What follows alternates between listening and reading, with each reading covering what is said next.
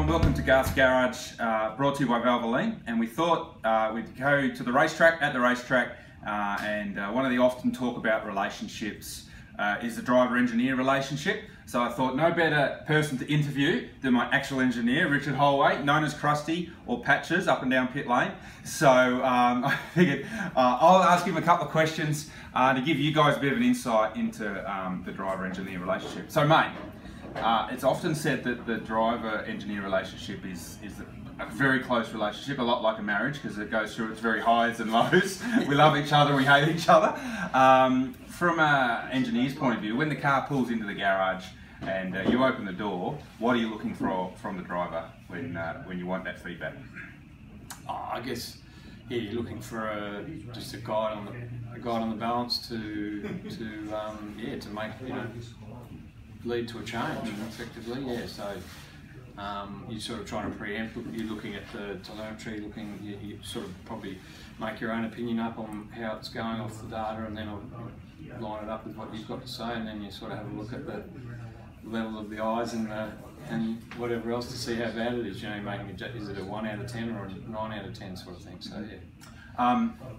You've worked with a lot of drivers over the journey and a lot of different types of drivers. In your experience, what have you found that helps your job easier? Is it a driver that's more technically minded, or a driver that's just jump in, rag it, and you come up with the answers? Probably a bit of both. I mean, yeah, it's good to get.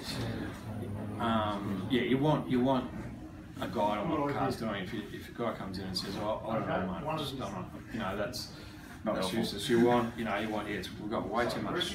We need to fix the oversteer, or we need to fix the understeer. But also what's good is if you go sort of like, oh yeah, remember at Winton or remember at Queensland we did that, that's what it means, that kind of stuff. And that's part of, like you say, building up the relationship is kind of a tools in the toolbox, as Garth used to say, that sort of thing.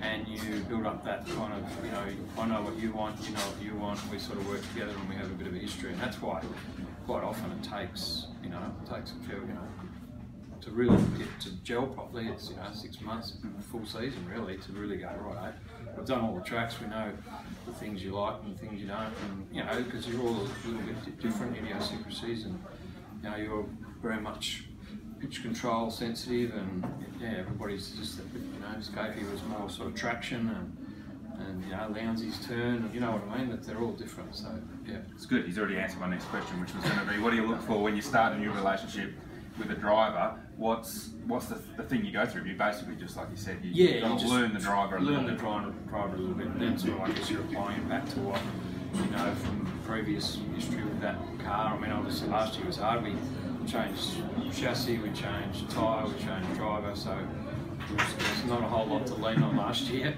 Plus, it was a pretty tough intro to the season. So you're sort of always looking back to where we went well, or going back and referring to a solid baseline, I guess. Yeah. And finally, last question: what would be the single most important aspect of the relationship? For me, I reckon it's probably communication. But for a lot of our job that we have to do is in the middle of the session. It's very intense. We're always time poor. It's like we need to make a change. We need to get on with it, type of thing, because the clock's always ticking. What's the single most important aspect of our relationship, do you reckon? Yeah, that's communication, but I think that sort of trust and belief in, it's important to know that every time you believe, every time your driver's going out, he's giving it 110%, you know what I mean? If you think, he's dropped the bottom lip or whatever, and he's not having a go, or he's sort of got a preconceived idea. I mean, it's important they go out, and if it's not, the car's no good, you still give it 110%, and you come back and you tell us, what's wrong with it. Because if it's sort of all gets mixed up, it gets emotional or whatever, then you get lost. Exactly. So in your case, absolutely.